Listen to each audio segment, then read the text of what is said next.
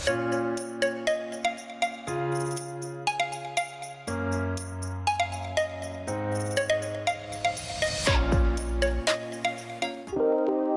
saya Chef Bob, saya dari Shah Alam, professional trained chef. Tak Cenggu team datang approach kita, cakap pasal you can go cashless, and kita sangat teruja untuk pakai Tak Cenggu e-wallet ni dengan pandemik sekarang. So kita lagi prefer orang bayar guna Tak Cenggu e-wallet lah. Lagi senang nak handle sebab kita tak ada masalah untuk duit tu akan short ke, and duit tu akan directly masuk dalam account kita within one working day, which is very impressive. We prefer cashless than paying by tunai. On the merchant dashboard, very convenient, sangat senang. Orang yang buta IT pun, saya rasa sekejap je dia boleh cekap lah gunakan dashboard Tak Cenggu ni. And notification dia sangat jelas, dia punya interface dia pun sangat mudah dan it's very convenient. Hopefully lagi ramai lagi yang akan go for e-wallet lah. Hiya, where is it? Must be in the car lah, the old man ah. Auntie, be careful, auntie. Sorry lah, Lang Chai. I cannot find my Mastercard. I want to redeem petrol lah. Just use Settle. With Settle. Settle? What do you mean by settle? Settle at police station ah? You can purchase fuel, earn, and redeem Mesra points all from the app. Like that also can ah? Redeem. Purchase fuel. Pump. And go. Settle. Settle, Malaysia's first paid pump and go application. Come, let's go. Settle. Kami tahu nak mengembangkan perniagaan ni agak mencabar. Hai, nak saya bantu kembangkan perniagaan anda? Tahu tak, dengan langganan Unifi Biz atau Biz Broadband, boleh jadi ahli uBC atau Unifi Business Club dan nikmati sokongan perniagaan seperti iklan TV percuma. Betul, perniagaan Cik boleh diiklankan di Unifi TV dan dapat lebih ramai pelanggan di seluruh negara. Bukan tu je, anda juga boleh nikmati penyeneraian perniagaan percuma di portal Cari @Unifi. Ya, pelanggan boleh berhubung dengan anda secara langsung tak kira masa. Jangan risau, kami bantu penghantaran, penyelesaian kewangan dan banyak lagi untuk anda. Jom kembangkan perniagaan anda bersama kami. Imbas di sini sekarang. Layari unifi.com.my/sign up and enjoy untuk info lanjut. Daftar sekarang dan nikmati percuma Tak Cenggu PIN tambah nilai sehingga RM400. Kami faham nak berniaga ni mencabar. Tahu tak, perniagaan anda boleh dipasarkan secara percuma di Cari @Unifi. Perniagaan anda kekal beroperasi 24 jam dan meluas ke seluruh kejiranan agar lebih ramai pelanggan menemui anda dan berhubung terus secara langsung. Sertai Cari @Unifi sekarang dan kembangkan perniagaan anda.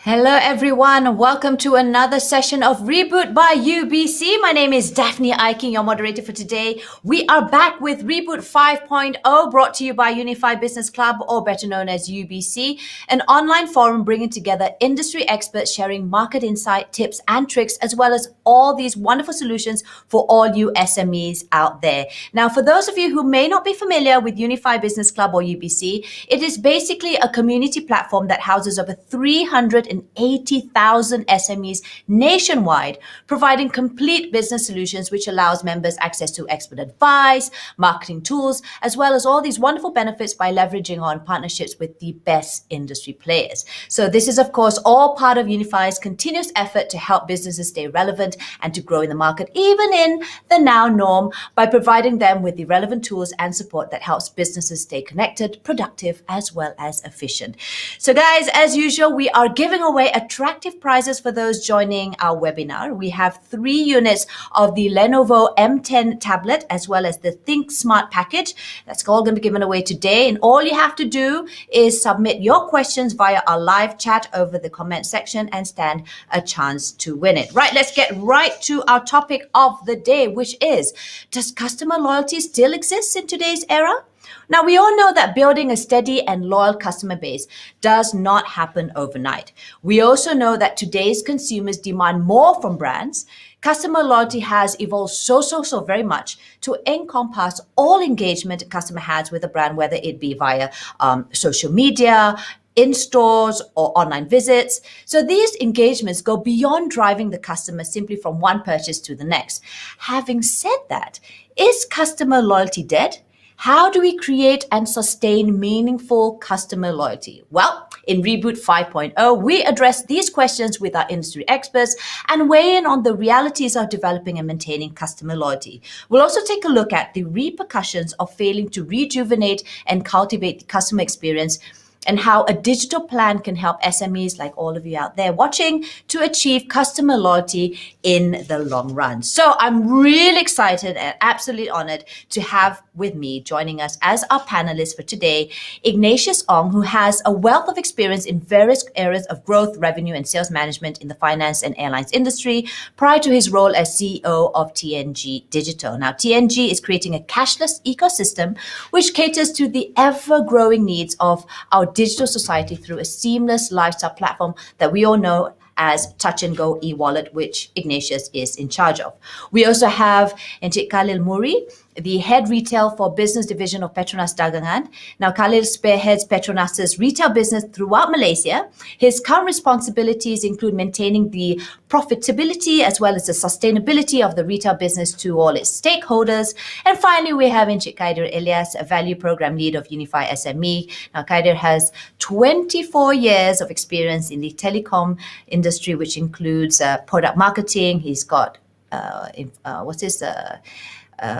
background in retail as well as sales. So we're very, very delighted to have all these three gentlemen here with us this afternoon. Hi, Ignatius. Hi, Khalil. Hi, Khaidir. Thank you for freeing up your lunch hour to be with us. How is everybody doing? Hello, Hi, everyone. Daphne. Great to be here. Okay, now. Yeah, okay. See, now Excellent. we can all do this digitally. Everyone's at their own respective place, but here we are in this platform. Let's get right to our first question. Does customer loyalty exist? And what are some of the key learnings and strategies that you have put in your company in place? Let's start off with Ignatius. Well, customer loyalty has never died. In fact, it's back with a vengeance, especially in times like today. Competition is stiff. You've got to get your fundamentals right. So to me, loyalty is all about, not just about the point system, not just about a stamp card, but making sure that your product and services that you prefer to your users and your customer is right in the first place. It caters to their needs and wants, and making sure at the end of the day that we addresses the pain points of the users and the customers. So, I mean, I'll give you an example, right? All of us here will have our favorite curry laksa store. Right? And why do we go back there? It's not because of any loyalty points. It's not because the auntie or the uncle is going to smile at you. Chances are they won't, because they are popular. They've got a long queue. But you're back there because of one thing and one thing only. It caters to your needs and wants. In this case, particularly your taste buds. And you're back there over and over again.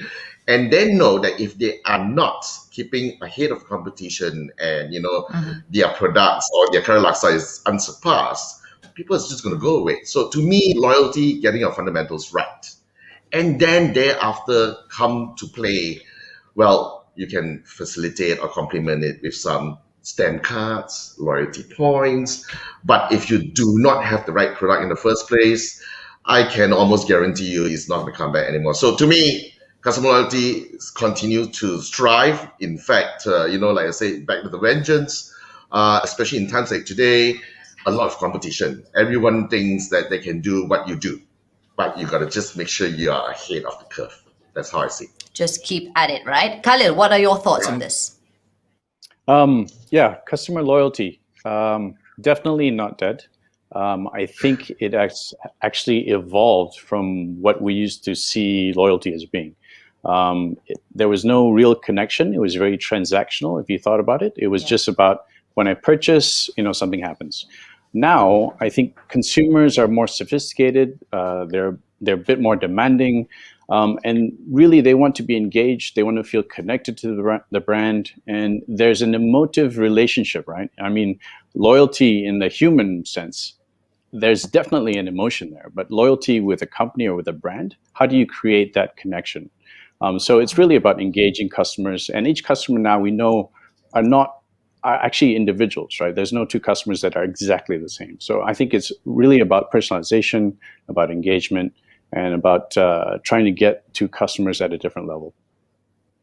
We all know that the pandemic affected everyone globally, both financially and psychologically. Did it affect customer loyalty? And if so, how are you both, Ignatius and Khalil in particular, both rebuilding your customer confidence back? Ignatius. Okay, I think like for us in Touch and Go e-wallet, our forte and when we started the company 3 years, I mean, not even 3 years ago, was to push our brand to the forefront, right? So we work with partners, strategic partners, for example, the big boys like Starbucks, you can think of Tesco's, the KFCs of the world. But when it came into early last year or end of 2019, when the pandemic started, we quickly pivoted. We realized that we needed to be at places where it makes sense for our users. So, for example, one of my key competition is not the guys that you think of, right? Not another e-wallet. My biggest competition is cash, and it's always been the case. So during the pandemic, we realized that, especially for SMEs, and we're talking about the micro SMEs here, right? The stall owners, the guy that sells the chicken rice stall, the makcik that sells the nasi lemak bungkus by roadside, and people feared going to this location and started to trade and pay in cash. And the last thing you want is to collect coins and to change back. And hence, what we did was we realized that that's one of the pain points. We really approached the SMEs really, really aggressively, actively. And we told them, look, what we're going to do is we're going to issue you a QR code, which is cost effective, display in front of your stall. And when people sees that, hey, you know what? These guys accept e-wallets. And you start to see the queue building up. And I personally felt there was one time I was lining up to pay for this. I bought some yi and all this kind of stuff from this convenience store. And there was this lady just right in front of me and said, hey, you know what? Do you accept e-wallet? She actually said Touch and Go e-wallet, but I just want to be too proud of myself, right? And the lady has a basket full of stuff, right? The noodles, the bread and everything.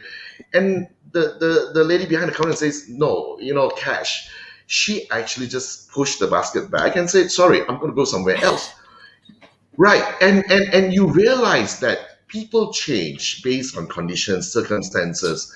And the pandemic, to be very frank, not giving COVID-19 any credit, but it actually did play into our favor. It really, really helped educate the Malaysian population, understanding what e-wallet's all about, the convenience, the safety aspect of things. The money's going to be credited into your bank account the next day. And it gives them the whole efficiency thing, right? The guy that chops up the chicken rice or the chicken, right? And when he's packing, now he's working on the next order while this customer is just scanning the QR code and paying it off. So rather than he, stops everything and starts going back into his apron and pull out the change and all that. So it does have that convenience aspect, but what it does is that we pivoted quite straight forward. And we work really, really closely with the traders, the hawker traders as well, making sure that they understand the value add and also addressing the pain points. So yeah, that's what we see, at least for the last 1 year. And we're still going strong on that basis now. Khalil, how about Petronas Mesra loyalty program? Was it affected? And if so, how did you rebuild customer confidence? Well, Daphne, I think the pandemic affected everyone very personally, and it affected companies as well quite dramatically, some more so than others. And if you hear what Ignatius says, it's exactly what the reality was, the safety and well-being of our customers is paramount. And really, during the time of COVID, you're worried about touching stuff or, receiving change or whatever it was. So we really went on our digital experience and ultimate customer refueling app, which is Settle. So we amped up a lot of communication on Settle. We said, look, you don't need to pay at the pump anymore. You don't need to queue. Loyalty is now embedded within the whole system. So it's cardless if you're using Settle. So if you imagine a customer now no longer has to carry around a card. They don't need to carry cash. You can use it to buy fuel. You can also use it in the C-store. So that was the whole, I guess, marketing push that we did from that perspective. From a customer social responsibility sense, one of the key pillars for us is really how do we build communities? If you think about Petronas, we're a part of almost every community in Malaysia. 15 minutes, 20 minutes, you can probably find a station someplace. So we are a part of the community, and we want to support the communities that we're in. So a big push for us was also our program called Love Local. And that was all about sustaining your makcik yang jual nasi lemak or the makcik kuih, or even, and basically it's the local entrepreneur, and now support your local business, because these are the people, these are the families, these are the companies that all need our support right now. So that was a big program for us and a big push. Ignatius, you specifically handle TNG's digital platform. What is the digital perspective in relation to sustaining customers' confidence? I know you touched a bit about it earlier on, but anything else you want to elaborate on that? Well, I think it's again back to how we continue to excite our users and our partners, in this case, mostly the merchants, right? And digitalizing a lot of these micro SMEs makes a lot of sense, right? And it's not just about the static QR code that we display on the merchant counter. It's all about, making sure that the whole journey, the whole experience for the merchant is seamless. So, for example, one of the first key questions that the auntie or the pakcik or the uncle is going to ask me is, how am I sure that the money is in, right? How am I sure if the transactions went through? And I think this positive skepticism, but having said that, what we did was we built what we call a merchant dashboard, of which is digitalized onto the e-wallet itself. And what this person does is that he can actually activate that, that phone vibration. So when a transaction comes in, he may have the smartphone at his back pocket. He feels it. Oh, yeah, it just came in. And some are more, I wouldn't say the word cautious, but they want to see that the number comes in, right? And it's the right number. You have to show it to them, right? So we show it to them. No, they don't trust you all together, right? They will pull up their smartphone, and then look through that entire itinerary or the transaction list and say, okay, the amount came in. And what we did was we also graphicalize it, the whole thing. So you actually see bar charts, today's transactions compared to yesterday, so they can actually then also plan in terms of buying their raw materials. So in one way or another, it's not just about the safety aspect, but we are also giving them some sort of like we call it a CRM tool for them to actually start planning their raw materials and planning to make sure that their sales are met the following day and the following week as well. Nice. Khaidir, what were SME's key observations on customer loyalty pre and post-pandemic? Well, for me, Daphne, there's no much difference between pre and post. Because for me, customer loyalty for me is always a conditional. Yeah, meaning that what we by conditional love, as long as you can give them the right values proposition, and you understand how to them in their needs, they will still loyal with you. Be it before, be it after, right? The only thing that the solution that you want to give them may change before pandemic and after pandemic. Okay, for me, I see that for SME, for example, last time the pinpoint after the pandemic was towards how they want to reach customers, which is actually sitting at home. Especially those actually is running business based on outlets, brick and mortar kind of businesses. How you can reach customers who are actually not allowed to travel or make a trip to your shops. Yeah. So therefore, for me, is how you create value to those businesses. Yeah. So you need to come with the right solutions for them. We need to understand what their pain point, how to ensure they are able to survive during these pandemic situations. And therefore, for us, appreciating the challenges that they face, we believe that they need help on how to make themselves more digital. Well, IO and also Khalil have solutions for them in terms of payment, so on and so forth. Yeah. And for us, how we play our role actually in helping those SME communities.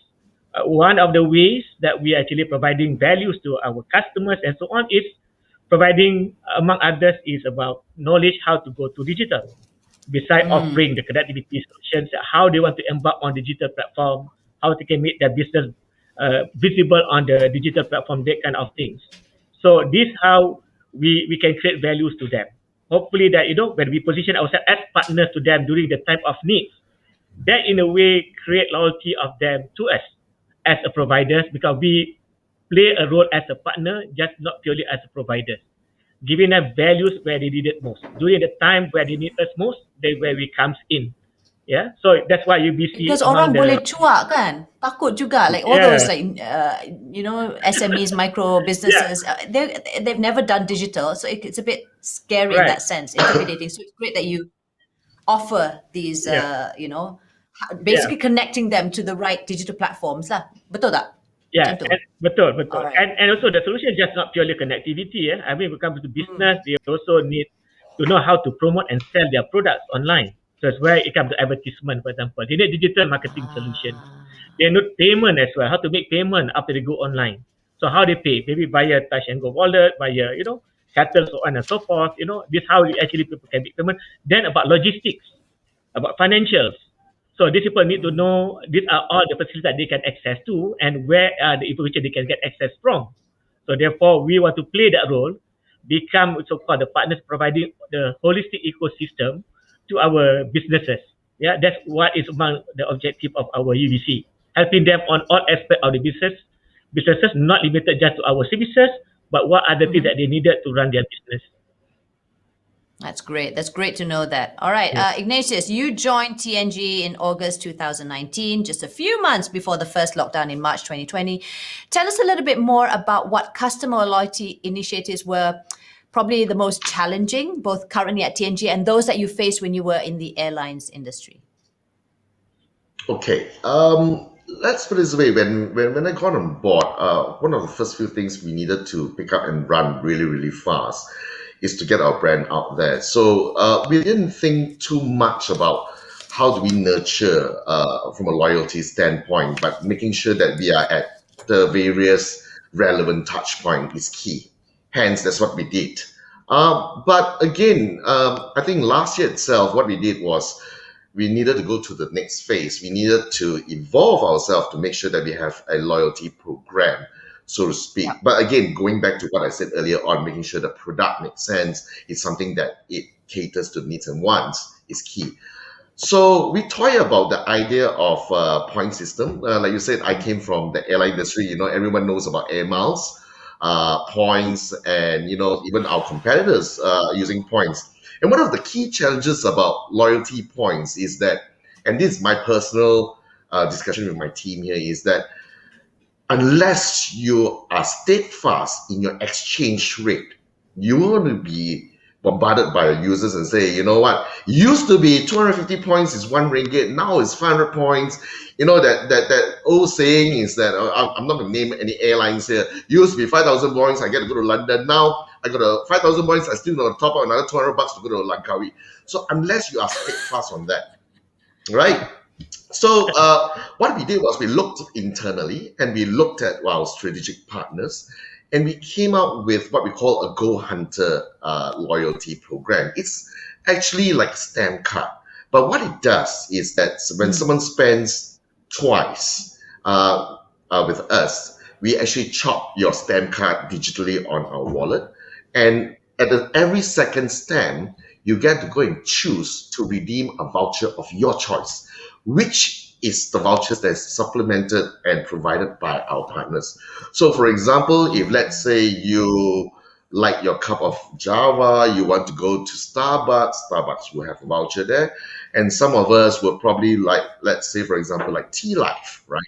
And we will have all the various vouchers that's in there, and we want the users, and we want to give the control back to the users and select the vouchers that make sense to them. And one thing about Malaysians, it's about instant gratification, right? Points is points, after 1 year of collecting the points, then the points suddenly like, oh no, now it's 20,000 to get what you want. So we want instant gratification. We want to work with our partners really, really strong, and we want to make sure the partners is a win-win kind of solution. And a win-win is not just with our partners, but also with our users. And what we're going to do is we're going to continue to evolve that loyalty program, and we will probably be very soon coming out with a stamp card that is merchant specific. So it could be, for example, let's say, I won't use Shell because Petronas is here today. So no, let's say T. So let's say T Live, right? So for you to collect the T Live stamps, you got to go to T Live and buy 1, 2, 3, 4 transactions, and you get a higher value voucher. So to T Live and us is we're getting them to come back and repeat customer. And we also want to make sure that our users stay on our e-wallet and sticky to us, so that we provide all the solutions. So it's an ongoing thing. It's an ongoing battle, even internally in Touch 'n Go e-wallet. Loyalty is something that is very, very dicey. It's very, very fluid. And I think we just got to roll with the punches. So yeah, we don't subscribe to a fixed loyalty program, but we want to ensure that we addresses the different needs of the different users at different point in time. Yeah. It's nice. So you're very fluid and very flexible. How about you, Khalil? What about your Petronas? Have to say Petronas kuat-kuat sana, Mesra loyalty program. Are there any glaring initiatives with any key learning experience that you can share with us? I think a lot of what Ignatius said is true and correct. I think loyalty programs, if you stay static, it's probably the end of you. So you have to constantly evolve. You have to grow with the customer.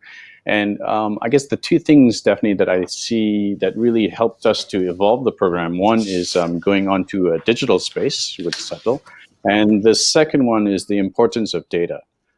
And customer data for us has been really life-changing. As I mentioned before, there's no two customers that are exactly the same. So data helps to unlock a lot of things, a lot of insights with the customer. But at the same time, although you have these two foundations that underpin any sort of scenario that you can think of, you still have to put the customer in the center of everything. So for us, the customer is the center of everything, and whatever we do revolves around the customer. So, for example, we're looking at personalization and hyper-personalization. That means that we're no longer looking at male, female, for me, 45 to 55 years old. We're looking at a demographic of a single person. So that means that, whatever you might see on your digital app for the day could be personalized to you.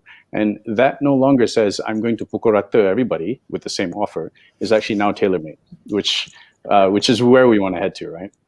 The other thing is simplicity and transparency.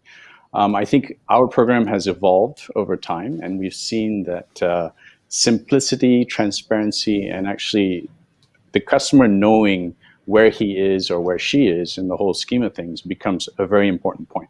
How do I go to the next tier? What can I redeem for, right? And if you think about simplicity as well, I don't want to wait until I reach 25,000 points before I can redeem something, So we have offers that span the whole range. So as low as 100 points, which is like a ringgit, there are things that you can redeem that for. So in the sense of instant gratification and possibly even real-time updates on your platform or your rewards program, that's what we're heading towards. And the last one is, I mentioned community. Sorry, Daphne. I mentioned about community. We wanted to really look at a sense of purpose, and what kind of communities are we building. And where we're starting with is really with Love Local and supporting your local entrepreneurs. Sorry, Petronas has announced that it aims to obtain at least of its 30% revenue from non-traditional sources by 2030. What exactly are these non-traditional resources? And how do you see it impacting your current customer experience? I guess that initiative was born, well, probably accelerated because of the pandemic, which I think took a lot of companies for a loop, and in particular oil companies and energy companies, because look, fuel is not necessarily going to sustain us in the long term. There needs to be things that are non-core, that are non-fuel related, that will carry us through. If you want to think about future-proofing yourself or future-proofing your company and basically being relevant into the future, the fuel use case has a longevity, certainly. But when you come to cycles that hit you both in volume and price, as in the case of the recent pandemic, it hit us on price and it hit us on volume as well. You need something else to actually carry your company and to weather these types of storms. And that's why we have this goal of something that's non-core that actually can keep Petronas relevant into the distant future, another 50, 100 years. We still want to be around. Perhaps you can share with our audience who are watching right now on how to sustain customer loyalty. Perhaps you can share some successful customer loyalty initiatives, as well as the key learnings that they can adopt or try out for themselves. We'll start off with Ignatius. I think it goes back to a couple of stuff that I did mention earlier on. So the Go Hunter is one of them, and that's just more on the payment side of things. Some of the stuff that we have actually just done is we call it mini program. So if you go onto our Touch and Go app today, we are basically behaving like a Google Play Store or iOS App Store. So you will see certain merchants, certain partners, we call it, that you will see their tile on our app. And for example, like Lazada is there, you will see T-Live. Very, very soon you'll be seeing some other big names coming on board. And this is the whole point of doing this, is that you want to build that whole ecosystem. One thing is, because Touch and Go e-wallet today, we have about 15 million registered users. So the eyeballing is strong, and we want to ensure that the loyalty stays strong with us and with our partners. So that's one. The other thing that we just launched yesterday is Go Plus, right? So again, like I said, we can't be staying stagnant. Thank you. So we can't be staying stagnant. We can't be just looking at our existing ecosystem and say, look, it's great, but we want to continue to give something more back to the users. And one of the key qualms when we started this company, and and it applies to all e-wallets, is that when someone puts money into the e-wallet, and they always say, but it doesn't earn me interest. I live in the bank, and I've always had this really, really strong debate with my dad, and I say, yeah, but you put cash in your wallet, does it really, give birth to like some coins tomorrow? And at the end of the day, and that's what we talked about it internally, and we felt that, what if that e-wallet balance starts to earn you a good interest rate? And what if the interest rate is like a fixed deposit level and we credit to you on a daily basis? And we did that, and we did that really, really successfully with our very strategic partner, in this case, Principal Asset Management. And hence, when we launched it yesterday, in fact, we did a grayscaling last week without any announcement. We've got really, really close to already 1 million users subscribing to it. And everyone's like, hey, you know what? I put 5,000 ringgit in there, and every day I see 20 cents coming in, 20 cents coming in. It's great. So were they mostly from your customer base already? That means they just upgraded? Yes. That means they were loyal to you guys. Exactly. So we created what we call it Go Plus. We have a tile there, but we have also put upgrade now. So you want to entice the user and say, hey, what is this new feature? What's this new functionality? What does it do for me? And so now when I see my dad, that discussion doesn't happen anymore. So again, listening to the pain points, listening to some of the qualms, and making sure that your product continues to be enhanced and excite the market. And that's what I feel that, loyalty will be sustained and preserved for the longest of time. Yeah. Khalil, any tips for our SMEs out there in building or sustaining customer loyalty in their businesses? I guess you need to be able to reach your customer or contact your customer in some shape or form. So, that would be the number one thing for me, is I need to engage you. I need to talk to you in some manner. The second one would be, obviously, I need to collect some data from you. what time you bought something. Did you buy it in combination with something else? What was the driver of your purpose? These would be the two most important things for me. And I think the third most important thing probably is to take the pain point out of the loyalty program in cards. You probably have a wallet full of cards, right? Yeah, exactly. I always lose it. We always pass it to each other. Like my spouse has it, and I'm like, oh no, I don't have it. And then I can't put my points back in.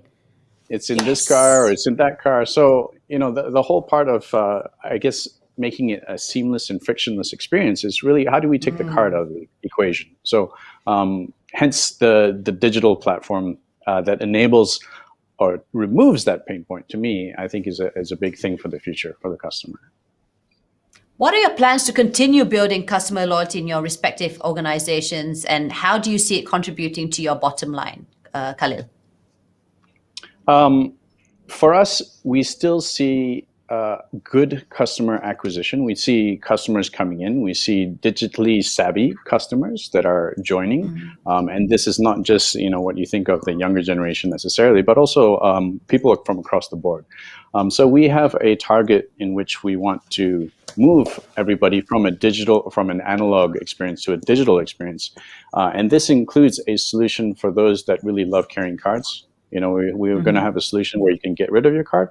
And because we have many touch points at our stations, you have a mobile touch point. We'll have a touch point at the dispenser, at the fueling place, and we also have another touch point inside the store. So these are all part of the journey that we intend to create for the customer, an experience for the customer that makes it seamless. Ignatius, how about you guys at TNG? What are your plans? Well, I shouldn't be spilling the beans here too much, but there's going to be a long-term road. Teaser. Because I saw Khalil writing notes and all that, I'm just a bit worried. No, let's put it this way. I think we have a huge pipeline of stuff that we're going to be launching, and again, we can't be standing still. So. Watch this space. We've just went into the foray of financial services, starting with Go Plus yesterday, and there will be a slew of other items, which is probably going to be financial services products as well. That's going to come into play. I'll give you a small hint. Okay. There will be a lot of Malaysians, especially grassroots, right?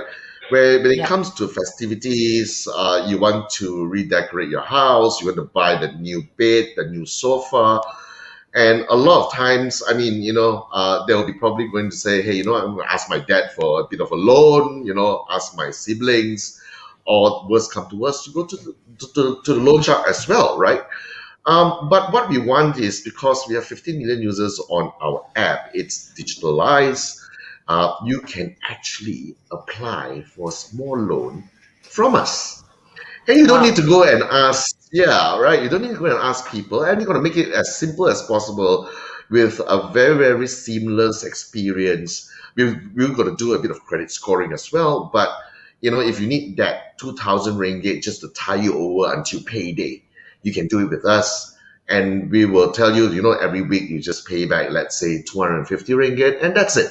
So we want to make things as seamless, and we know there is a market out there which currently goes to probably not so light side of things, right? So we want to make sure that we are catering to, again, what the Malaysian population requires. And that's probably just one of the new things that we're going to launch sometime soon. But I can't be sharing too much, if not, Michelle is going to call me and say, you know what, you're not going to do this job anymore.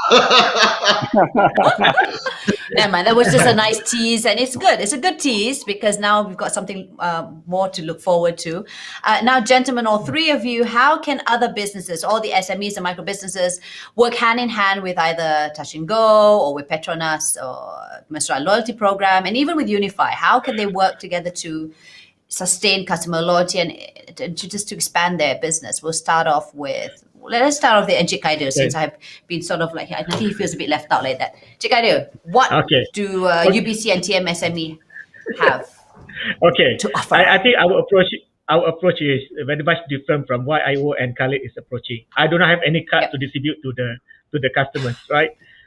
But we preserve we preserve loyalty in a different way. As I mentioned before, we want to provide values to the customers and solutions, because I'm serving the SME segment, SME businesses. They're very much impacted during the pandemic. How to make sure they survive? Yeah. Of course, we are providing solution on our own. For example, we have connectivity. We have also our voice services, Unifi Mobile. We advertise their product in our Cari at Unifi, our portal. We can also advertise their product in our Unifi TV. So this part, what we can do on our part. But I also believe that for customers to get a solution, for us to provide a solution, we cannot work as a standalone. Yeah, in order for us as provider to create value, we have to have partners. For example, we are partnering with Touch and Go, with Petronas, and some other players as well, like Lalamu, for example. Because while you want to provide a solution to the customers, it must be like end to end. Yeah, because for example, F&B kind of retailers, okay, first you want to sell food, you want to pay.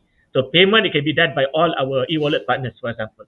But they also did logistics for delivery. So we work with Lalamove. So it is a solution.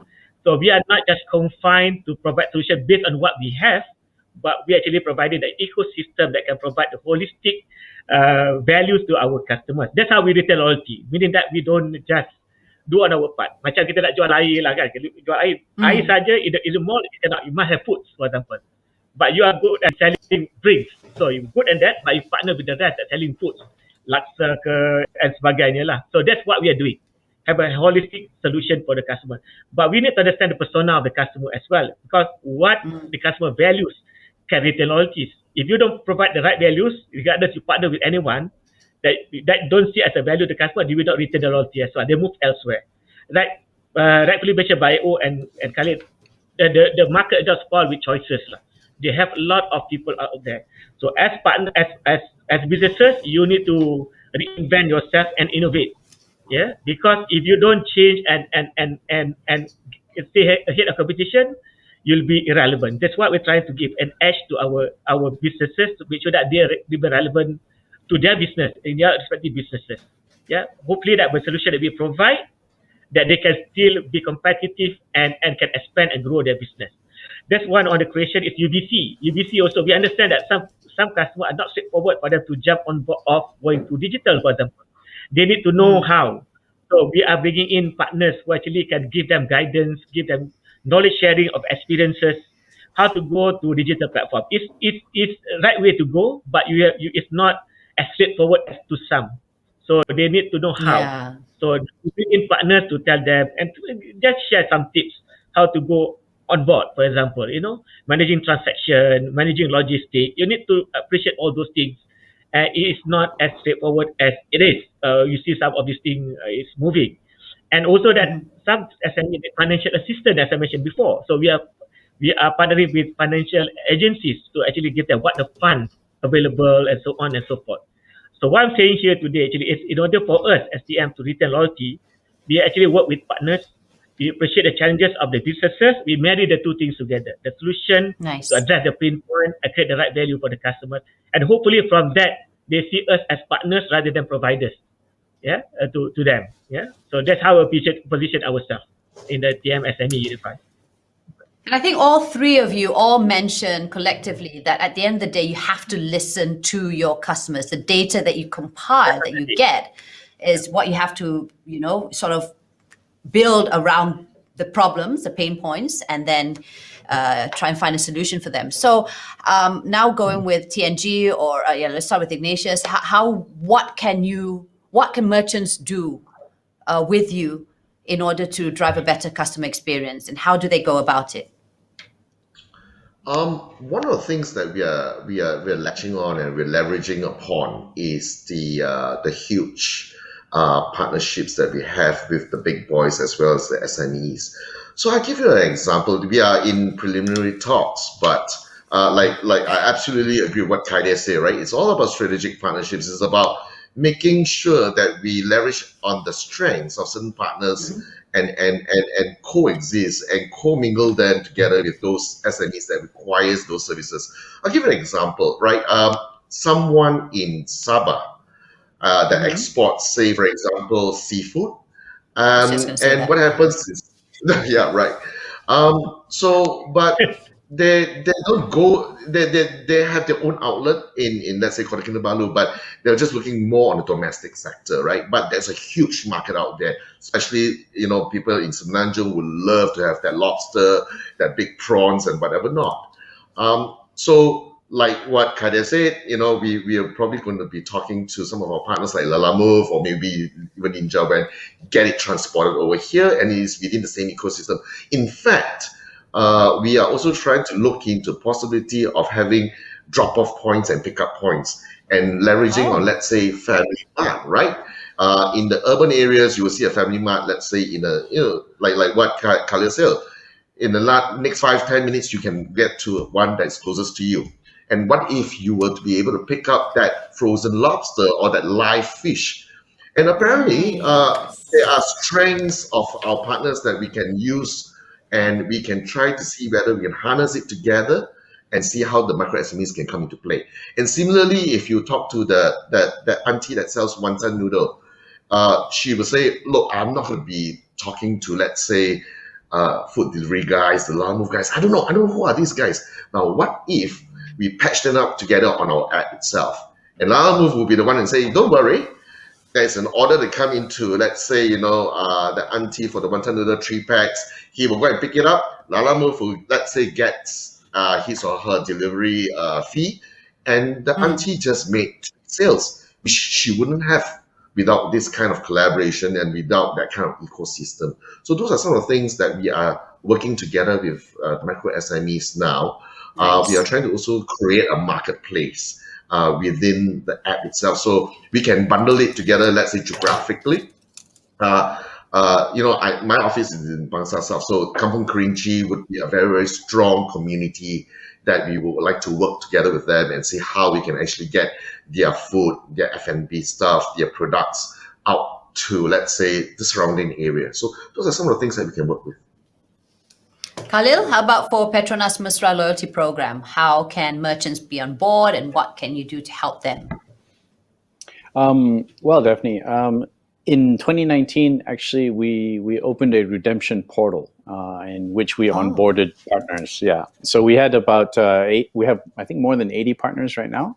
And just last year, we ported the whole portal, the redemption portal, onto the Settle app.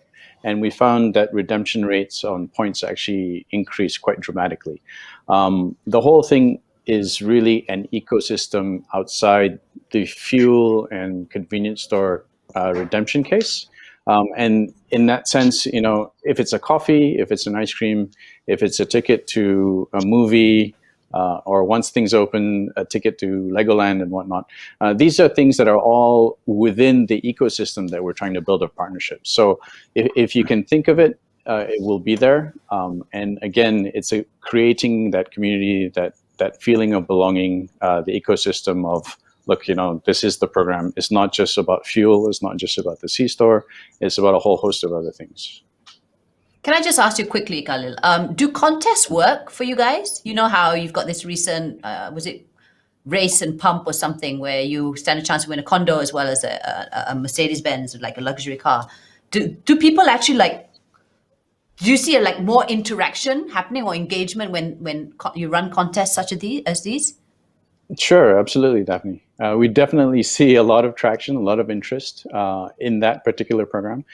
We introduced a new premium fuel called Premax 97 with ProRace. So in terms of running this, it's really about targeting that specific customer and that specific user base. So it does have a lot of benefit to us, yes. All right, gentlemen, we've got lots of questions coming in from the public, but just before we go into our Q&A, so just so you guys can get a quick gulp of water, a gentle reminder to all our viewers watching us from home or wherever you are at, that you do stand a chance to win a Lenovo M10 tablet and Think Smart package. All you have to do is put in your questions at the comment box right about now. Or if you have done so already, we've got some of the questions that we have already sort of selected. So the first question is, let me just get it out here because it's been sent here. All right, it's here. Let me see, because they just... Okay, question number 1. Oh, this is specifically for you, Khalil. I would like to know how Petronas came up with such a brilliant idea of Settle app and its integration with Petronas Mesra loyalty program and referral rewards, which makes a transformation towards a single app e-payment experience for the customers. So how much resources did Petronas put in the end, and what's your target as Malaysia's first pay, pump and go app? This is from Wesley Chan from Harbour Link Group Berhad, all the way from Sarawak. Khalil. Thanks, Wesley, for the question. When we first conceived Settle, it was looking at pain points of the customer. And we actually went into a lot of ethnographic research in which we spent several days with the customer going through their daily life. And what we found was one of the big pain points was when you go to the petrol station, fuel is sometimes seen as a grudge purchase. It's not something that everybody wants to do, but you have to do it, and you do it like once a week. But when you go there, you can queue panjang, or maybe the dispensers are locked up or whatever it is. So when we created Settle, it was to address a lot of those pain points. No more queues, automatic redemption or automatic recording of your loyalty. It's all embedded in the system. It's seamless, it's cardless, it's contactless. So that was really one of the things that we wanted to solve for the customer. Mm-hmm. We have spent some resources on it. I can't say exactly how much, but we did spend some resources on it. And as we evolve these things, there's a continuous spend on it as well. And it's because we're not standing still. We still want to improve and add more features and just basically create a better customer experience for everyone. We're very focused on the B2C market right now, but we are coming up with B2B solutions, and we hope to deliver those before the end of the year. So it's not just going to appeal to consumers directly, but also now there's something for businesses as well to tap into. What is our end state or our end goal? Really, the sky's the limit. I think as we get more digitally savvy, I think Malaysia's, the last time I checked, about 70% smartphone. So really you want to be able to engage with your customer, and you want to do it on something that they're holding in their hand. Mm-hmm.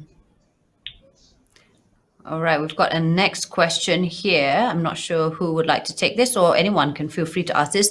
With so many service providers to pick from, price being the most important factor, while many service providers claims they can provide exceptional service, but in the end they fail to deliver. Customers tend to switch brands because of this, and some will only go for the cheapest price. How do you address this problem, and what can you do to gain customers' confidence and remain loyal to a single brand? This is by Elton Tan Ike Ho from Exo Freight Movers in Berhad, based in Selangor. Gentlemen, your thoughts? Anyone can take this. Okay, can I attempt to do this first? Okay, I think, as I mentioned before, customer loyalty is a conditional love. Yeah, meaning that we, as a service providers, we have to work very hard to understand customers' pain point and what actually their needs and their requirements. As long we can give whatever value that they want and deliver in the best way that we can, so I think that will actually determine the loyalty of the customer. And some customers do not look at price; they look at experience, value for money, for example. So and they have choice, they have so we have to continue to innovate our offering, improve our quality of service, keep engagement warm with our customers.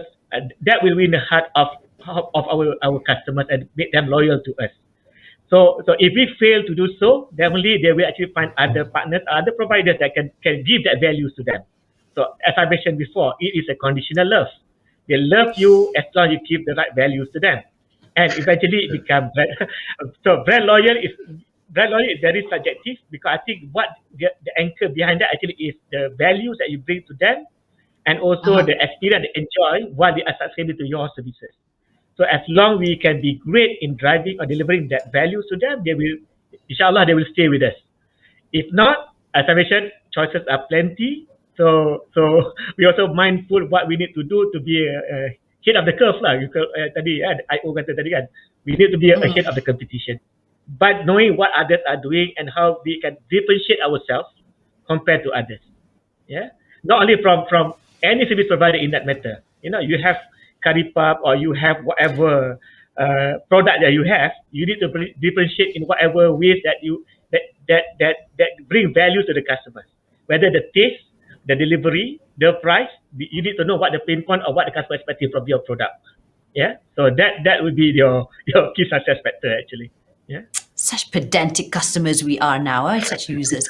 I'm going to move on to question number 3. We cannot deny that besides providing good services to build and retain our customers, spending some money for gifts is one of the factors that helps us retain customer loyalty, as it is a current behavior and expectation. Do we need to look into the costs of payback or return from customers in this case? This is from Hing Ying Mun Mai Eat Kaki from Selangor. I don't know who would like to take this question. Okay. Perhaps I'll just jump in. Yeah, okay, IO. Okay. Go ahead, Sorry, go ahead.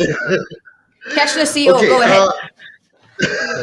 Well, I think going back, there's always a lot of multiple ways to slice and dice how we actually want to do this kind of loyalty program. And it's not just about talking about payback. It's about the extra mile, the mileage, the legs that you're going to get when you delight a customer. So it's not about, what is the payback period? It's about, are you going to make that next sales? Are you going to make another 10-fold sales in the next round because the customer was delighted? He got what he wants, she got what she wants, and the whole user experience, the whole journey, it's delightful, right? And that's where you're gonna get these guys to come back. So yes, we do talk about, at the beginning when Touch and Go e-wallet started, we have cashbacks. Now we have actually evolved and work hand in hand with our strategic partners to come in and provide vouchers, which is fully funded by the merchants themselves, because they know that, look, if I'm going to put in 2 ringgit, I'm going to get another 50 ringgit back the next round. But and hence it's self-funding, it is self-sufficient, and it's a win-win. So I would go to the level of talking about payback, because I think we would have just stated, and we have come to a level where everyone's more matured. But it's just more about that repeat customer, the repeat sales, the repeat business that we're going to get in the future. I've got question number 4. Again, feel free to just jump in, guys, if you guys have any input with regards to the questions that I give. This is about social media. I would like to ask whether you agree that social media heavily impacts customer loyalty and perceptions on your services offerings. Thanks, Nur Shahira from Deloitte, for your question. Gentlemen, your thoughts. Okay. I'll go Nobody first. wants the question. Khalil? Okay, go ahead, go. The question. No, go ahead. I'll go Go first. ahead. Khalil, Okay, yeah. I think definitely social media has influences. I don't think people go to news anymore. They listen to social media, even for any news for that matter. I call it, and for you, it's become a more trusted sources when it comes to evaluating a service provider. Coming from other consumer, giving the view about how the experience of using a product or a service. Yeah. So therefore, sometimes it is true, sometimes it's not. But I think that's the part that we need to manage in the current norm, where people listen more to social media, kind of thing. So it's a challenge to the providers, but to make things right and so on. But on the plus side, that it also put us on the toe, make us that we give a very good service and quality. It sound bites to us, make sure we respond positively to those comments. Yeah, and but if you do good, inshallah, there's going to be good also feedback we receive by the customers. So keep improving ourselves and using that social media as a way to have a check and balance to us as well. Don't take it too negatively on that one. But of course, the vulgar word you have to put aside, adjust the content of it. But if you keep customer happy, I don't think they can say much about your product and services. But I think it's an ongoing journey, because customer expectation keep demanding, I call it. Yeah, today is great, tomorrow is good. The next day is old school. So you need to innovating yourself in the current demanding environment. But definitely, I can say that social media really influence also how people think and also views about your product and services. And we need to keep improving ourselves and be better in what we are doing. Anyone wants to add on to that question? Ayo or Khalil? Sure. That social media? I guess I can speak a little bit to it. I think if a customer does actually take the time to comment on social media or provide a review, then we should be looking at those comments because the customer has taken the time. Of course, social media cuts both ways. It can go very, very well. It can go very, very bad. So I know Khaidir was talking about balance. So there is this balance that you do have to look at. But certainly, when you look at a new product and you're doing research, the first things you're going to look at are reviews by other users, right? And that's your source of information. And it's no longer for my kids, for example. If it's on TikTok, if it's online, then that's a fact. It's not. I don't need to go and check. So we're in a stage where, exactly. So you do have to pay attention to it, and you do have to spend resources and time on it. And if a customer takes the time to give you feedback, then we should be listening for sure. Yes, please do not delete the comment. Because that was just because I know somebody's going to screenshot it and like, tengok ni dah delete. Kenapa? Apa nak tipu ni? Huh? So yes, that's one thing I would like to tell businesses out there. Do not delete any bad feedback. Just address it.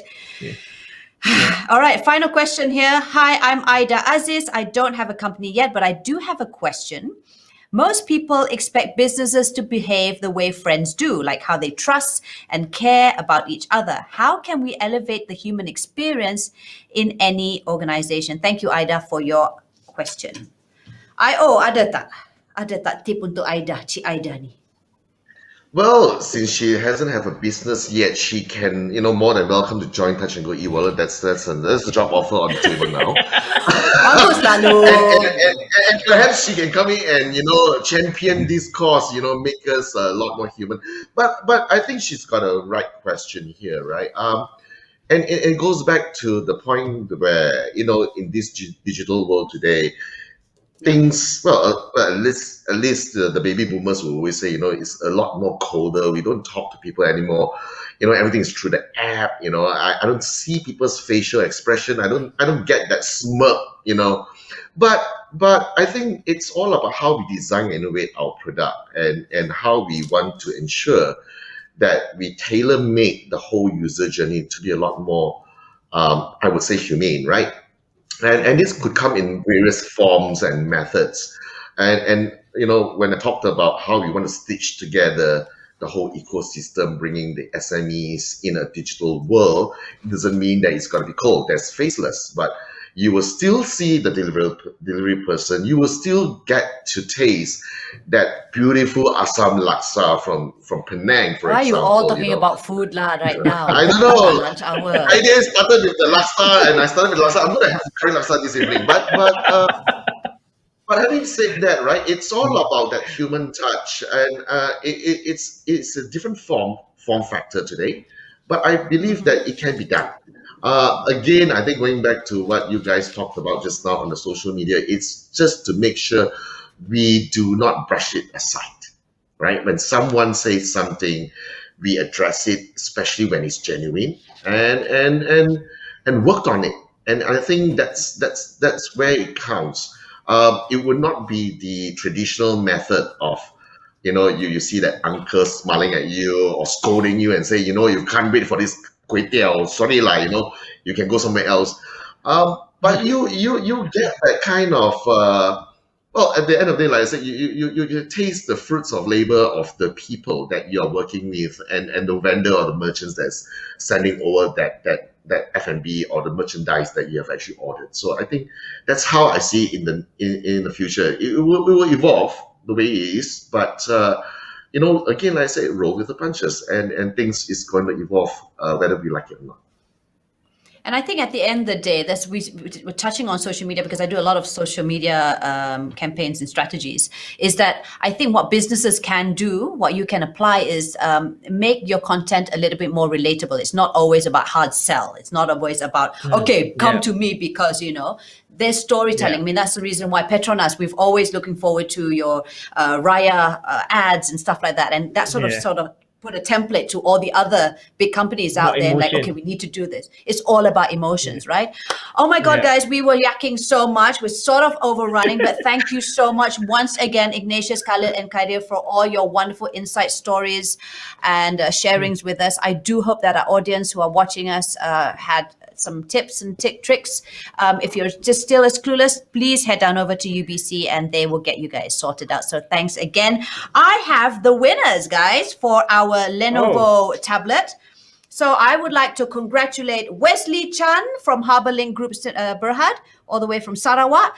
Tan Ike Ho from XL Freight from Selangor, as well as Heng Yin Mun from Might Eat Kaki, also in Selangor. So Tanya, congratulations. Woo! If only we had like the studio right now, wherever semua pun dah tepuk tangan. Okay, so we love you. Thank you so much.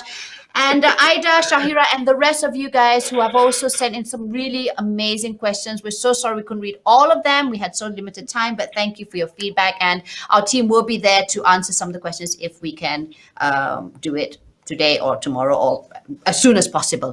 Kena cepat ni, nanti lari. All right, thank you once again to our panelists, Ignatius, Khalil, and Khaidir. It was such a wonderful time speaking to all three of you. And that wasn't too bad, was it? All right, guys. Of course. That was fun. All right. So again, if you want to be part of the uBC community, sign up to the Unifi Biz broadband package and enjoy up to 400 ringgit touch and go reload pin for free. Don't forget to join us, our uBC community, because it ends tomorrow. Kalau tak silap saya, promo ends tomorrow, 31st March. And join us for our Sembang Business. That's something that is an occurring event also on the 22nd of April at 3 p.m. Save the date for that. And our next reboot session, which is on the 23rd of June. So if you're just confused or you don't want to like watch all these dates once again, just senang sahaja. Just be on the lookout on uBC's website, Facebook and Instagram social media pages, and we will update you with all the relevant info and news then. All right, guys, it's been a pleasure hosting yet another round of Reboot. Thanks for watching. Till we meet again. Assalamualaikum warahmatullahi wabarakatuh. Daphne Iking signing out. Peace, y'all.